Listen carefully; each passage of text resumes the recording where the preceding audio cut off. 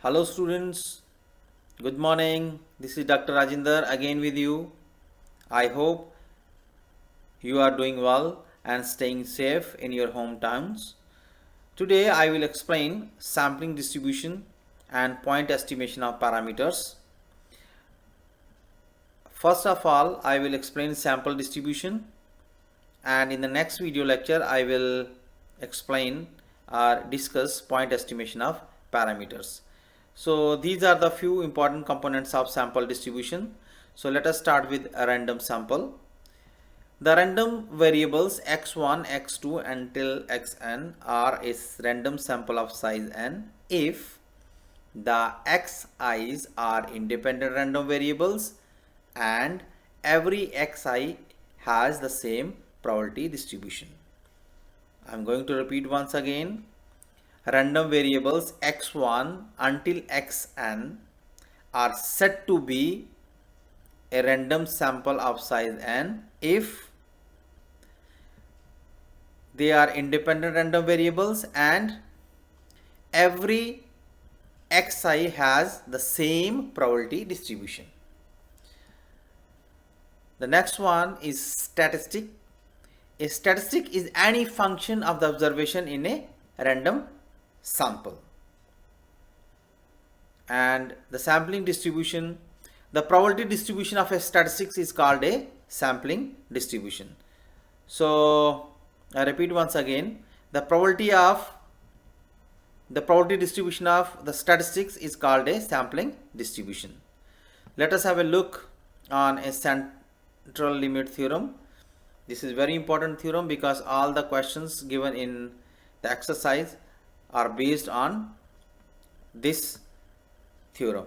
So if x1, x2 until xn is a random sample of size n taken from a population with mean mu, finite variance sigma square, and if x bar is a sample mean, the limiting form of the distribution of z equal x bar minus mu divided by sigma then divided by root n as n approaches to infinity is the standard normal distribution. So what we need, what are the conditions of central limit theorem? First of all, x1 until xn should be a random sample of size n taken from a population with mean mu, finite variance sigma square, and if x dash is the sample mean, then the limiting form of the distribution of z equal to x dash minus mu divided by sigma upon root n as n approaches to infinity is the standard normal distribution.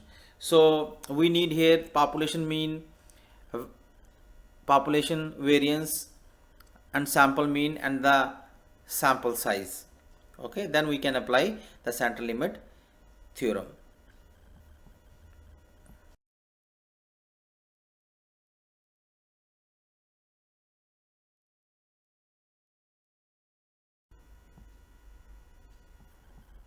Well students, in the previous slide when I explained central limit theorem, we have one population mean, one population variance, one sample mean and sample size.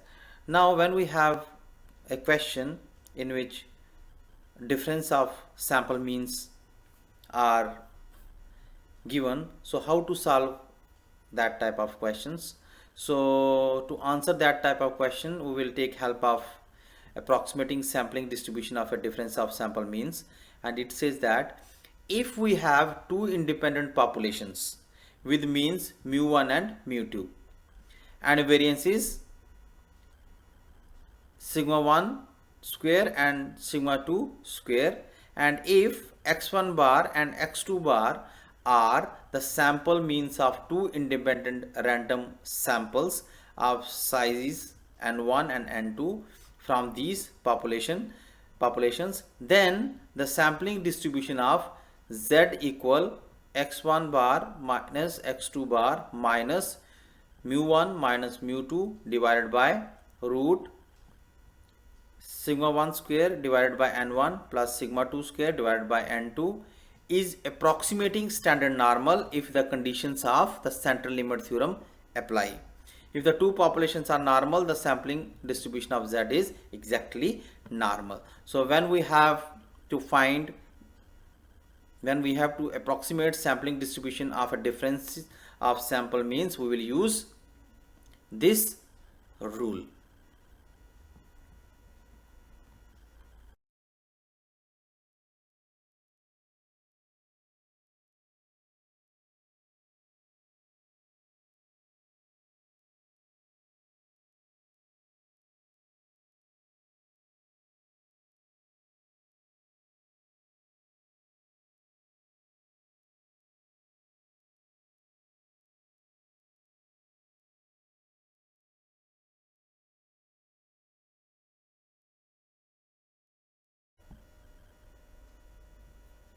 Students, I hope that you understand the concepts of central limit theorem.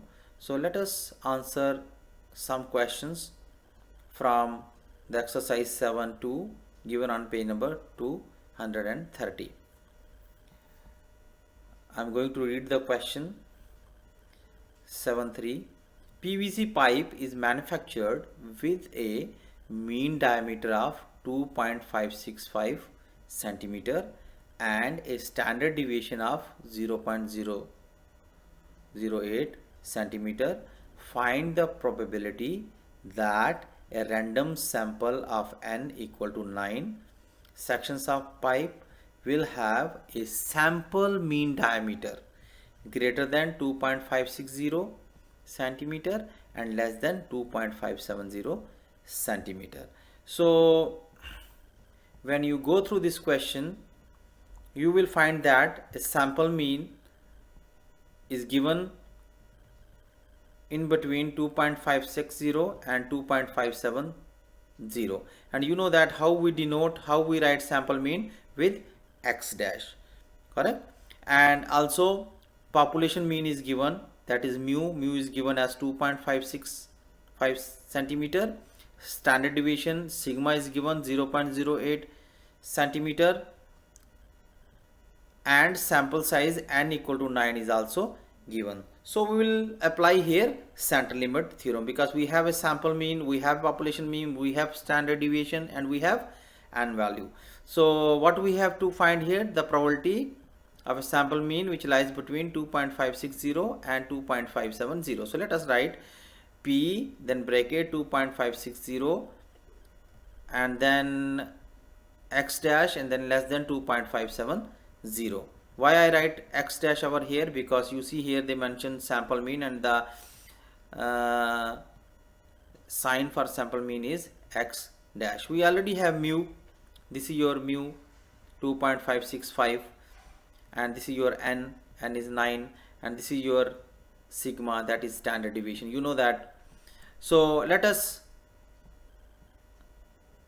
standardize first. So you know the rule, x dash minus mu divided by, let us apply central limit theorem, and you know the rule, x dash minus mu divided by sigma over root n. So what is our x dash value here? 2.560 minus, you see I write here, I wrote here 2.560 minus, what is mu value? Mu is given 2.565.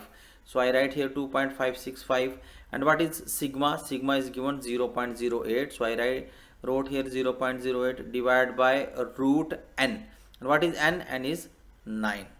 Similarly, here x dash value 2.570 minus mu is 2.565, then 0.008 divided by root n. So we applied here central limit theorem, and you know that x dash minus mu over sigma divided root n is equal to z. And when we use the calculator, we will get 1.875 something, and you know that we agreed on a point that we, after decimal, we will consider the first two decimal first two number without rounding off.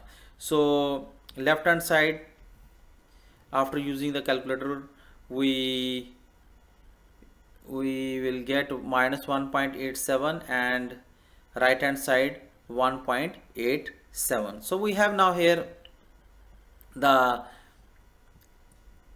interval between minus 1.87 and 1.87, and you know that we already studied in the continuous distribution, that is in normal distribution, and how to write this. So probability of bigger minus probability of the smaller value, that is probability of z less than 1.87 minus probability of z less than minus 1.87. So now we can use the normal distribution table given on pages 708 and 709. So when we use normal distribution table for z 1.87, we will get 0.969258, and for z minus 1.87 we will get 0.030742, and when we subtracted both the values we will get 0.938516 as a final answer.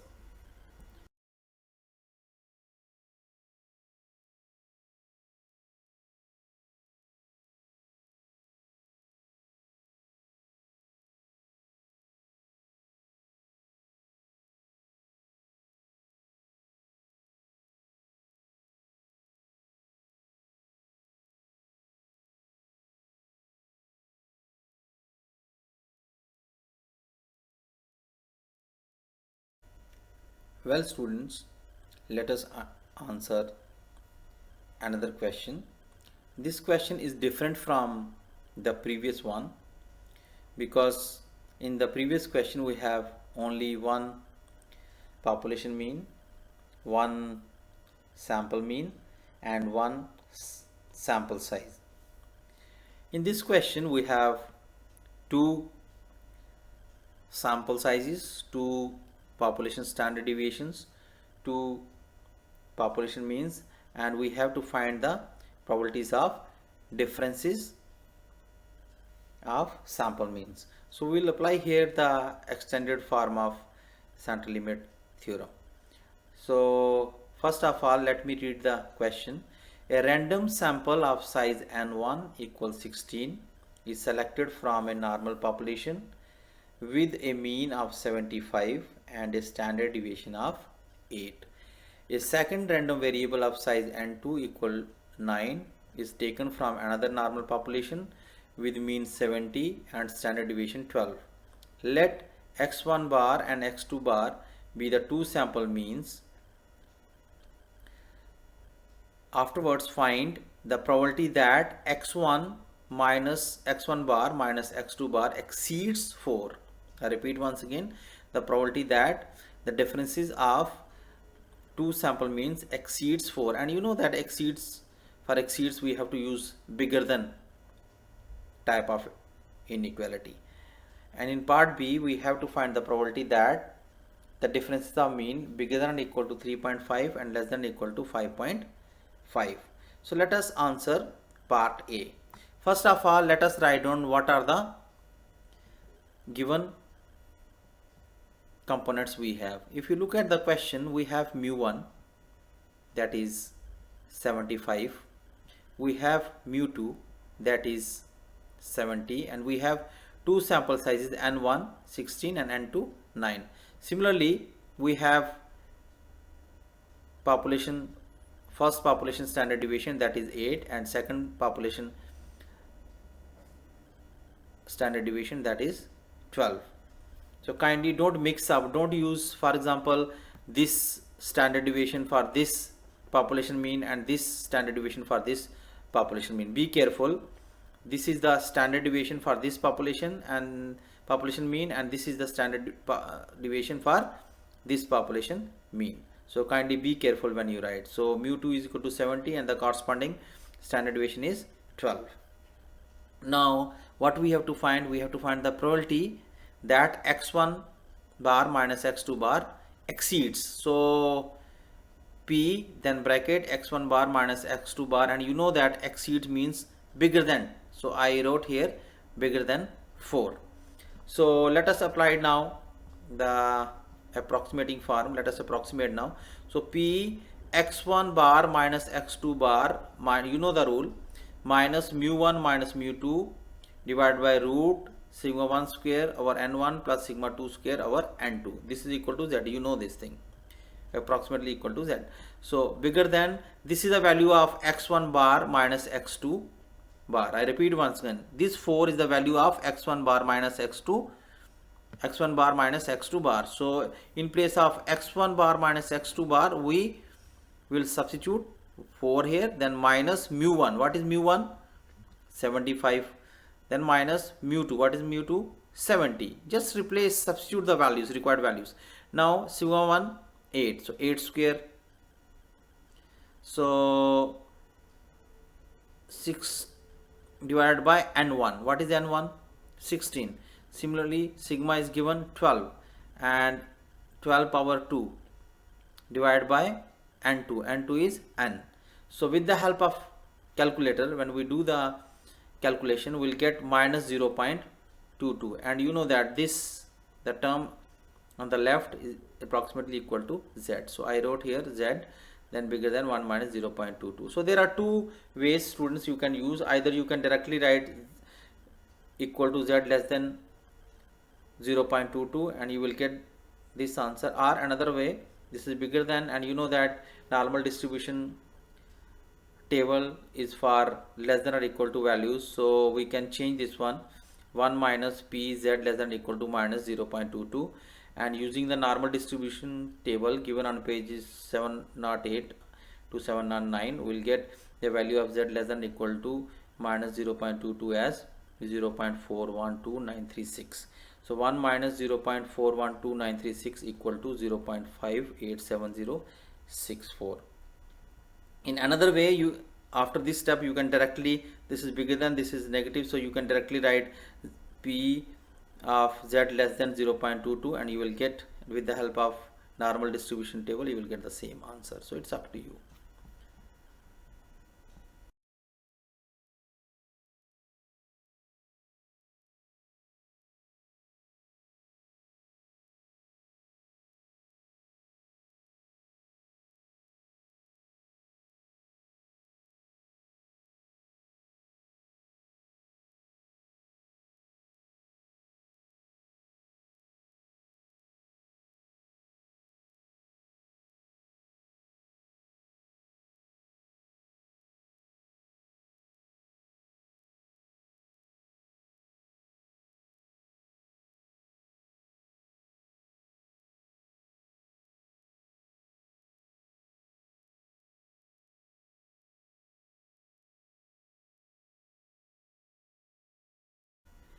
Well, students, let us answer part B.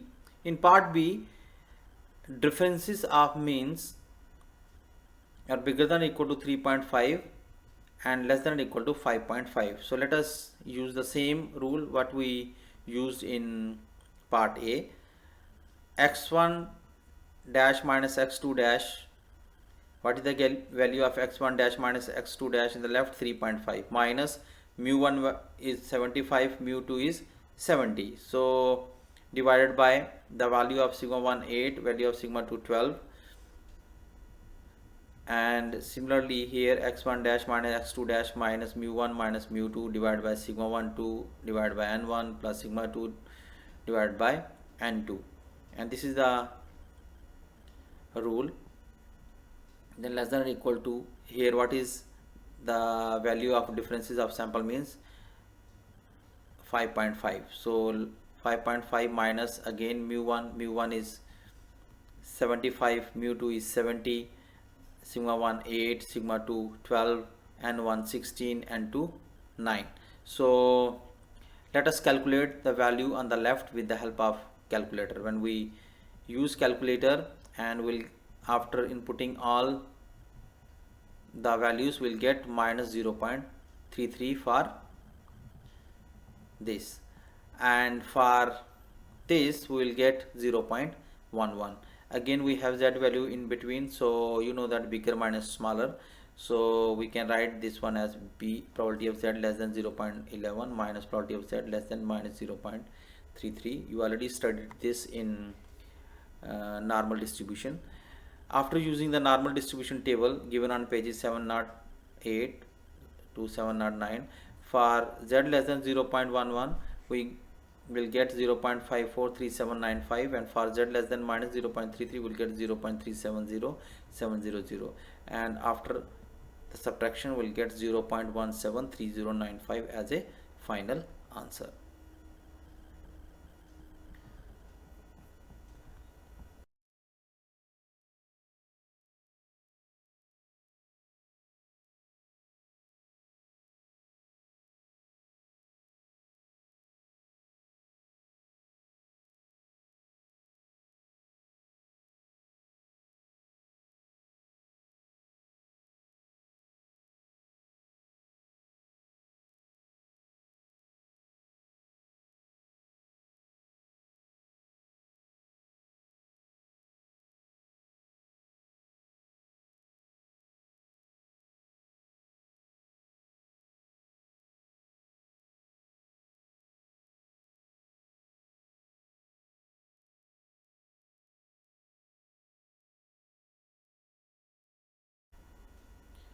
and this is the name of the big book which we are using in this course. Well students, I have an announcement for you. I will send you the continuous course assessment details by mail, and also I will upload in the Blackboard. So kindly go over it, and if you have any questions, let me know. Thank you.